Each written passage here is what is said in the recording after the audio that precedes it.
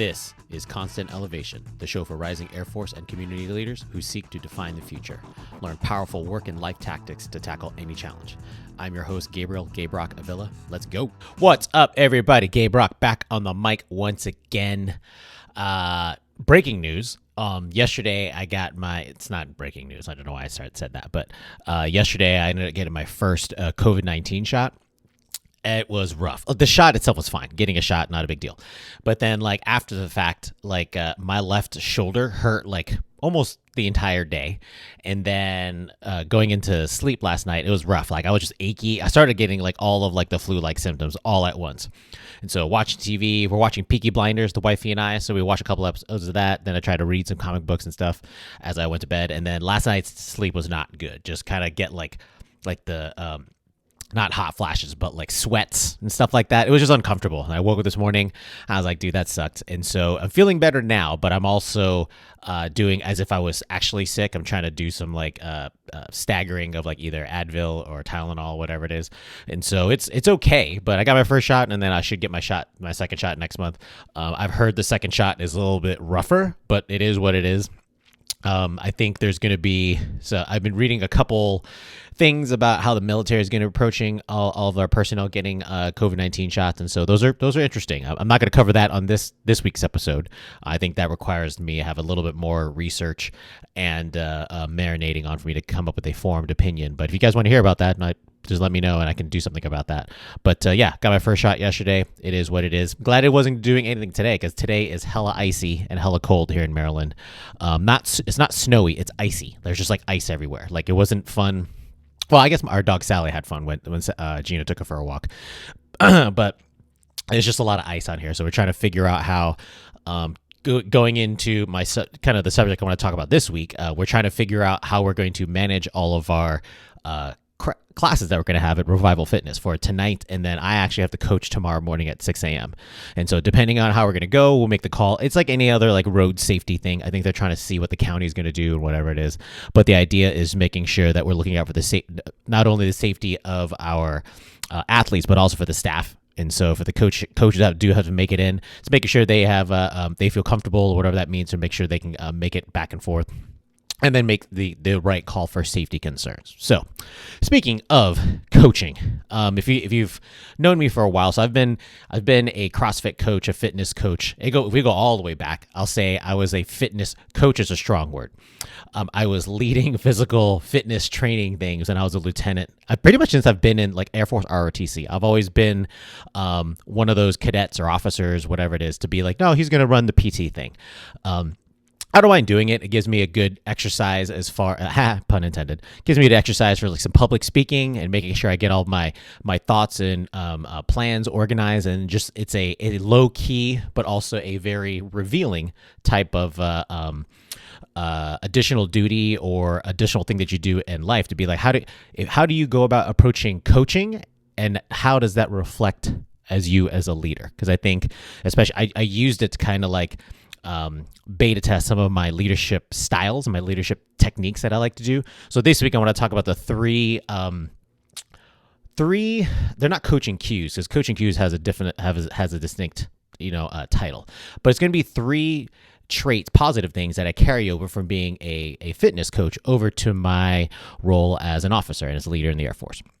And so, and I use these things, if you read my book or you heard me talk about different things where I often use the different hats and roles that I perform, I use the techniques from in different areas. In other words, usually, and I've told this to several people where hey, so sometimes I use parenting techniques at work. Sometimes I use work techniques at home. Sometimes I go to the gym and I borrow work techniques and I use them in the gym. So this week is going to be talking about some of the ways that I can see that I want to present to you the parallels that I see of how I approach being a fitness coach into being a good military leader, or actually a good leader in any of your disciplines. Because I think if you're going to be managing individual clients, individual athletes, and then going to larger teams or even huge teams, these are going to be principles that actually help and can apply to any situation. So, but I'm going to take it from the context of how I coach at a CrossFit or a fitness environment, and then how that applies to the military environment.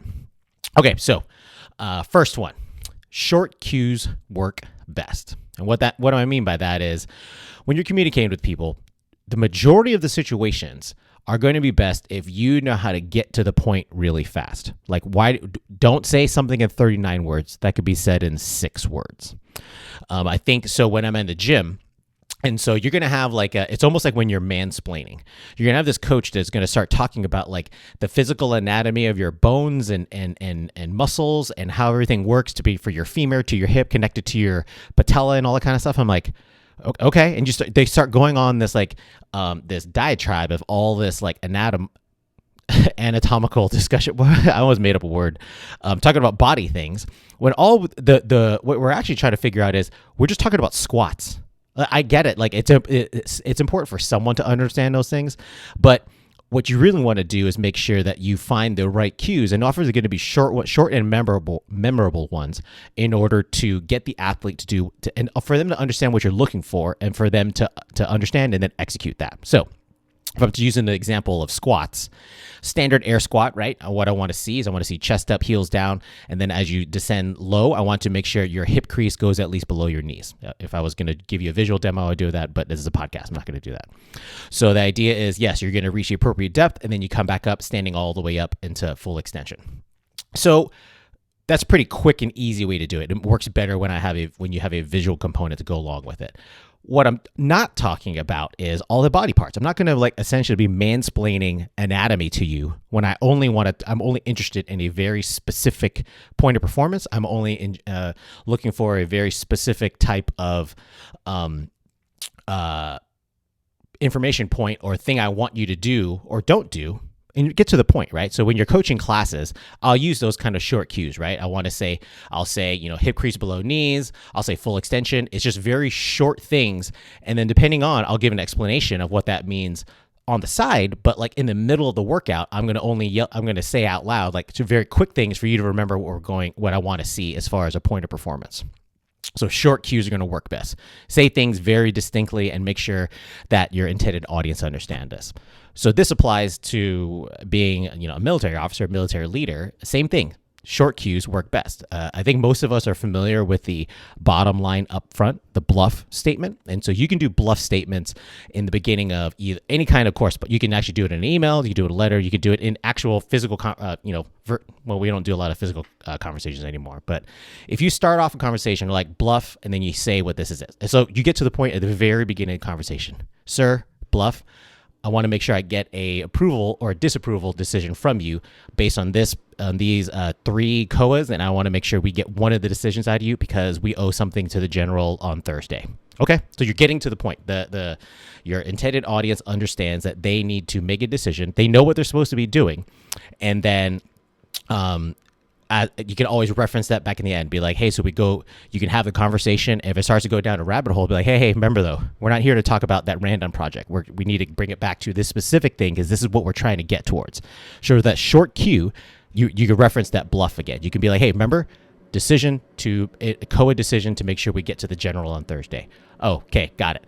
Those little things, those short cues you can give to your audience helps everybody keep on track and stay focused on what they should be doing. And you don't need to over explain something that's very, very simple. So short cues work best as a coach. And I do find, I'm not kidding. Like there's definitely, I try and I'm not perfect at that either. There's going to be times, especially when we're talking about like weightlifting or stuff that I enjoy and find myself pretty experienced at. I do want to talk a lot about it, but I only talk about that depending on the audience. And so this goes into the second point. Tailor your coaching to the athlete. So if I was going to give weightlifting, if I want to have a weightlifting discussion with a fellow weightlifter, I know that I can use a large amount of vocabulary, large amount of things because from one weightlifter to another, we're going to understand certain things that we're talking about, right? And so we can talk about I'm not going to go into the jargon of stuff, but it's a shared language. So you can have a very in-depth conversation because the other side understands and has that knowledge in order to meet you on the same wavelength and have a conversation. And that is a different type of conversation you have with a brand new athlete, somebody who just completed fundamentals or on-ramp. That person, I'm not going to sit there and have like this long, detailed conversation about weightlifting when like they probably just started to do snatch and clean and jerk like 2 weeks ago. And they've had a total of 30 reps at doing it. Like, no, that's unfair to them. It's unfair to them. So as a coach, you need to understand, tailor your speech according to the audience. And so if I know that I'm talking to a brand new athlete, I'll just go in and check with them. Like, hey, so you completed fundamentals. This morning's workout, we have this movement. How familiar are you with it?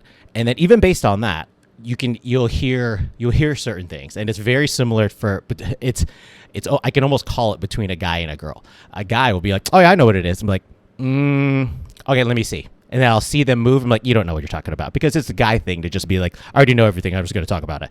A girl will be like, oh, I tried it. Like, they're going to be more honest, right? And they'll say that they are either uncomfortable or they didn't enough practice. And so, all right, cool. Then you work with them accordingly.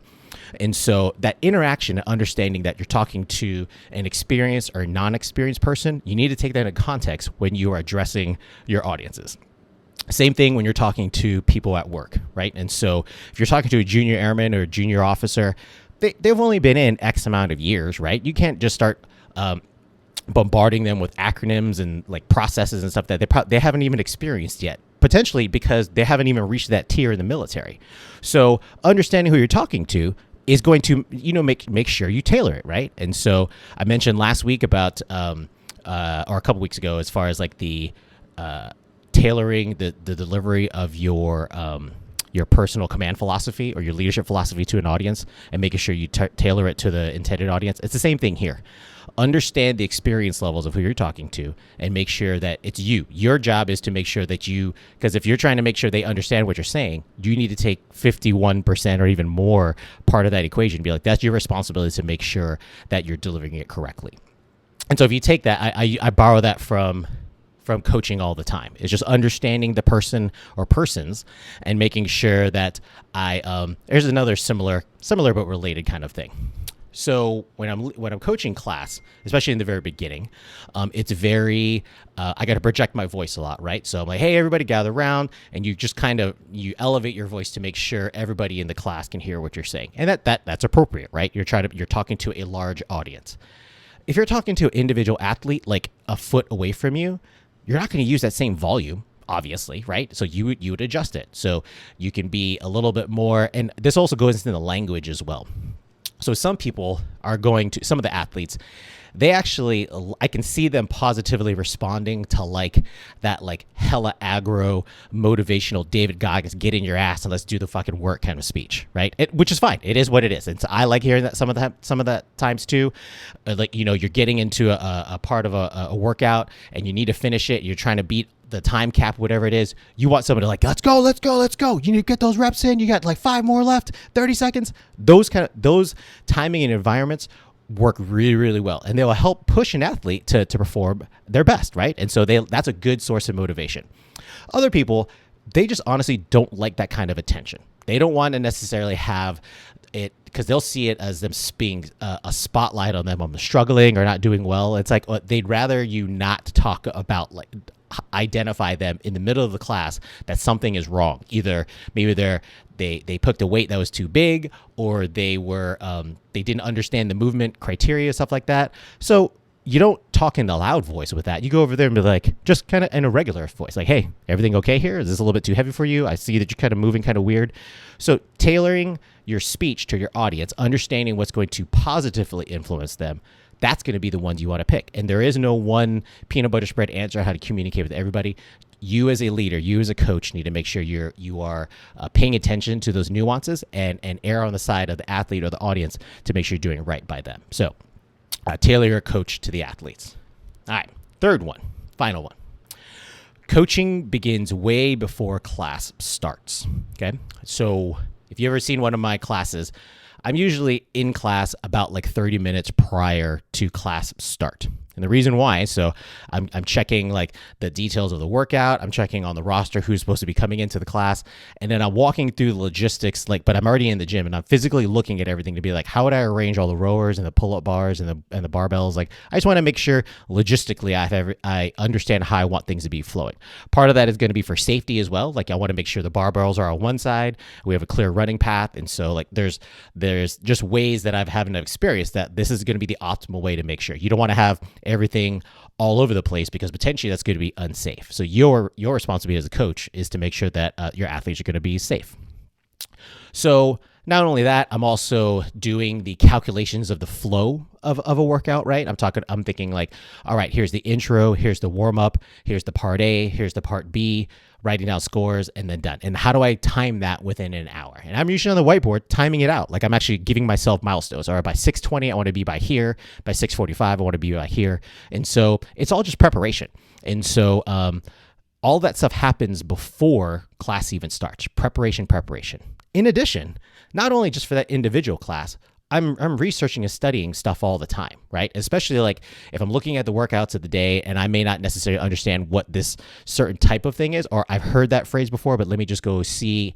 Our workouts usually come out on every Sunday, and so like I'll look at the classes that I'm responsible for, and if there's a movement I'm not familiar with or I haven't done in a long time, I'll go back and do some studying, do some research. Like, what do I do? How would I scale this accordingly for athletes? What are some different ways that I can get the same stimulus, but like do it a little bit differently based on maybe the availability of equipment that we have or the temperature outside? Like, hey, so we can't go running outside because it's icy. So what could I offer as a similar stimulus, yet preserve the original intent of the workout?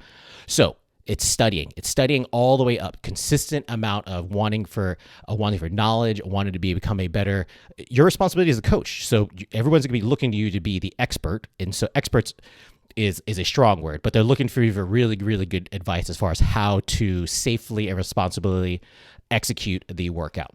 And so that's your responsibility. So you have to be studying before you get to the date of execution. Same thing happens at work, I find, is that when I'm preparing, when I know I have to go talk to the 3-star today at 2:00, which actually happened, I had to study that. It's like I had about 4 hours when I was notified. I'm like, all right, cool. I already have 90% of my my presentation done. I'm reviewing my material. I work on the timing and tempo. What stuff, based on my conversations with my colonels and other people, what stuff on this product should I definitely highlight? And then what stuff should I maybe say up front, that part is rough, don't worry about that part. And what you're trying to do is make sure that the audience understands and keeps up with you. They don't get distracted by a nuanced thing in the product or whatever it is, right? And so it's just preparation. And so a good leader, a good coach, you don't wait until showtime and all of a sudden, no, I'm just going to wing it. There's definitely parts where you can't avoid that. But for the most part, especially for deliberate things that you have the time to prepare, why wouldn't you prepare? You should do that. You should be analyzing the timing and tempo, analyzing the flow of how you do a lead through a class. How would you do some building up, right? Maybe you tailor your warm up to make sure that your warm ups are going to be getting you properly getting your body warmed up for the proper movements you're going to do, right? You wouldn't be doing a bunch of rowing warm ups if the workout calls for running. That doesn't make sense. And so you just make sure you take in the preparation. Same thing as an officer, as a leader. Never go into those things unless they're impromptu. You can't control it. Prepare. It's your job. It's your responsibility to kind of think about it from all different angles. Really going back to the other things, short cues, making sure you kind of have like your bumper stickers or your bluff statements to be like, here's the key takeaway. You can even not look at this slide, ma'am, and just here's the thing I want you to think about. Move on. Short cues. And then also obviously tailoring your coaching to your audience, making sure that, hey, so if you have if half your class are newbies that just came out of fundamentals, you have to adjust how you coach that class. And you have to know that. Like I look at the roster, but like, I notice there's 4 new people in my class. I know that as soon as they come in, I'm going to check in with them like, hey, so based on this workout, have you done these things in fundamentals? And kind of go from there, and just making sure that like we're setting them up for success, and you are doing the right thing to do as a coach to set them up for success. So 3 things that I'm borrowing from being a coach into being an effective leader. Short cues work best, tailoring your coaching to the athletes, and then coaching begins before your class starts. So down and dirty, I wanted to kind of get this. It was a good, combination of stuff that's been going on this week. I've been coaching. I do my normal coaching duties at Revival Fitness, and I'm very, very thankful for those opportunities. But it's, Coach Gabrok is the same as Lieutenant Colonel Villa, which is the same as Dad, weirdly, which is the same as just me as a regular person.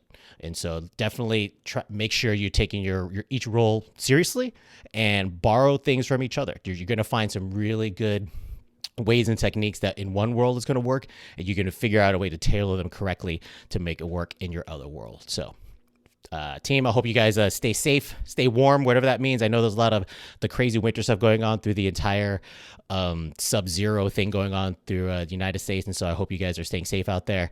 And until then, we'll talk to you next week. Peace.